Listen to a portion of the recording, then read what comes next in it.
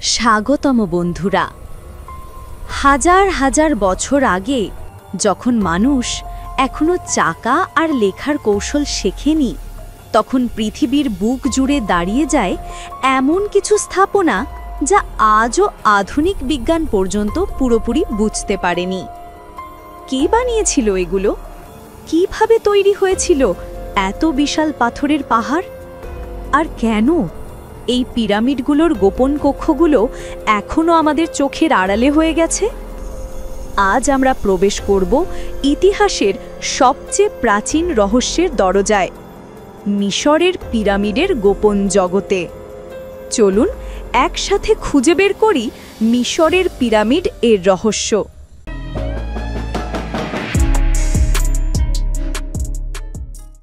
মিশরের পিরামিডগুলো কেন এবং কী উদ্দেশ্যে নির্মিত হয়েছিল? ভাবুন এক মুহূর্তের জন্য। চারিদিক নিস্তব্ধ মরুভূমি, আর তার মাঝখানে দাঁড়িয়ে আছে বিশাল পাথরের এক পর্বত, যেন আকাশ ছুঁয়ে ফেলবে। এই পিরামিডগুলো আসলে ছিল প্রাচীন মিশরের রাজাদের অর্থাৎ ফেরাউনদের সমাধি। কিন্তু এগুলো শুধুই সমাধি নয়, এর পেছনে লুকিয়ে আছে ধর্ম, বিশ্বাস আর মহাজাগতিক চিন্তার এক অবিশ্বাস্য মেলবন্ধন। মিশরীয়রা বিশ্বাস করত ফেরাউন শুধুমাত্র রাজা নন, তিনি ছিলেন এক দেবতা। মৃত্যুর পরও তার আত্মা অর্থাৎ কা আর বা এক নতুন জীবনের যাত্রা শুরু করবে। তাই তাকে এমন এক ঘর দিতে হবে যেখানে দেহ সুরক্ষিত থাকবে হাজার বছর, আর আত্মা স্বর্গের দিকে উঠতে পারবে। সেই কারণেই তৈরি হয়েছিল এই মহিমান্বিত পিরামিড। ভেতরে রাখা হতো ফেরাউনের দেহ, সঙ্গে খাদ্য, অলংকার, সোনা, এমনকি তাকে পরকালীন জীবনে সাহায্য করবে এমন জিনিসও। আর পিরামিডের আকৃতি, চতুর্ভুজ ভিত্তি থেকে উঠে আসা তীক্ষ্ণ শীর্ষ ছিল প্রতীকী। বিশ্বাস করা হতো সেই শীর্ষবিন্দু দিয়েই ফেরাউনের আত্মা সূর্যের দেবতার রায়ের দিকে আকাশে উঠে যায়। অর্থাৎ প্রতিটি পিরামিড ছিল শুধুই সমাধি নয়, বরং ফেরাউনের অমরত্বের সিঁড়ি।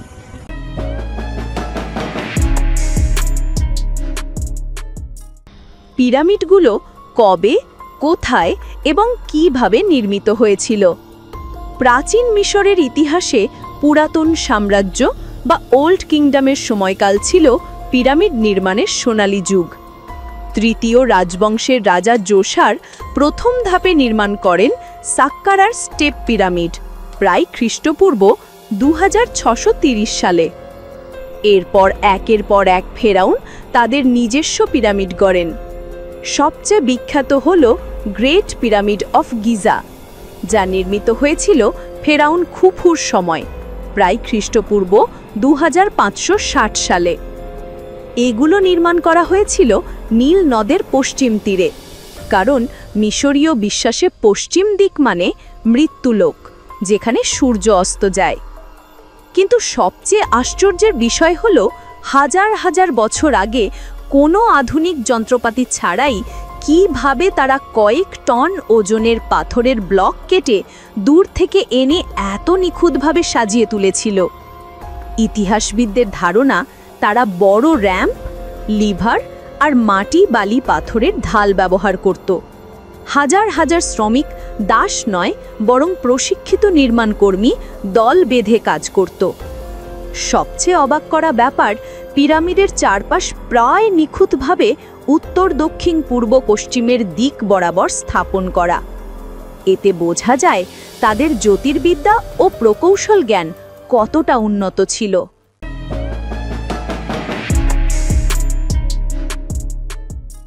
পিরামিডের ভেতরে কি সত্যিই রহস্যময় গোপন কক্ষ বা টানেল আছে? হ্যাঁ, আছে, এবং এখানেই শুরু হয় প্রকৃত রহস্যের গল্প। গ্রেট পিরামিডের ভেতরে পাওয়া গেছে একের পর এক চেম্বার, সরু টানেল, এমনকি এমন কিছু অংশ যেগুলোর অস্তিত্ব আমরা অনেক পরে জানতে পেরেছি।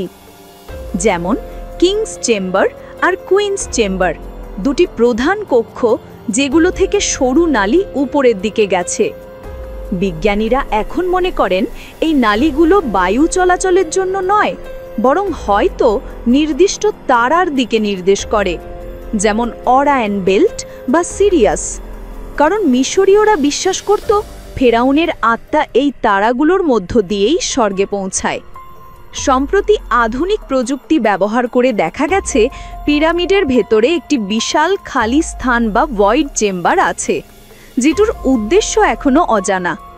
কেউ বলেন এটি গোপন কক্ষ, কেউ বলেন এটি স্থাপত্যগত ভারসাম্যের জন্য রাখা হয়েছিল। তবে যাই হোক না কেন, একথা নিশ্চিত পিরামিডের অভ্যন্তর কোনো সাধারণ সমাধি নয়, বরং এটি এক রহস্যময় গোলকধাঁধা, যেখানে প্রতিটি পথ এবং প্রতিটি পাথর লুকিয়ে রাখে অতীতের এক নিখুঁত পরিকল্পনা।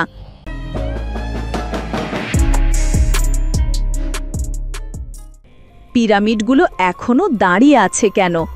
এত বছরেও কিভাবে টিকে আছে? ভাবুন, প্রায় 4500 বছর পেরিয়ে গেছে, তবুও পিরামিডগুলো আজও মরুভূমির বুকে দাঁড়িয়ে আছে অবিচল। এর পেছনে রয়েছে প্রকৌশল, পরিবেশ আর সংস্কৃতির এক অসাধারণ সংমিশ্রণ। প্রথমত, পিরামিড নির্মাণে ব্যবহৃত হয়েছিল অত্যন্ত শক্ত চুনাপাথর ও গ্রানাইট।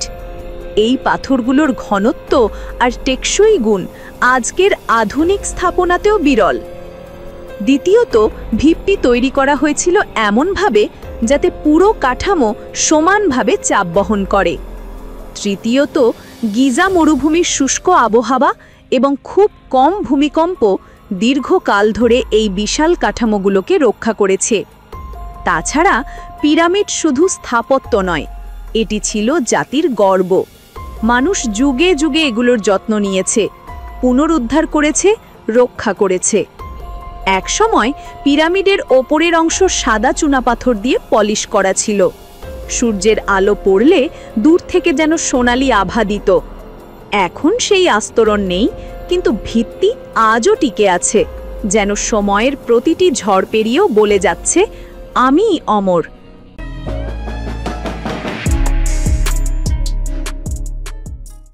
আধুনিক গবেষণায় পিরামিড সম্পর্কে কি নতুন রহস্য জানা গেছে?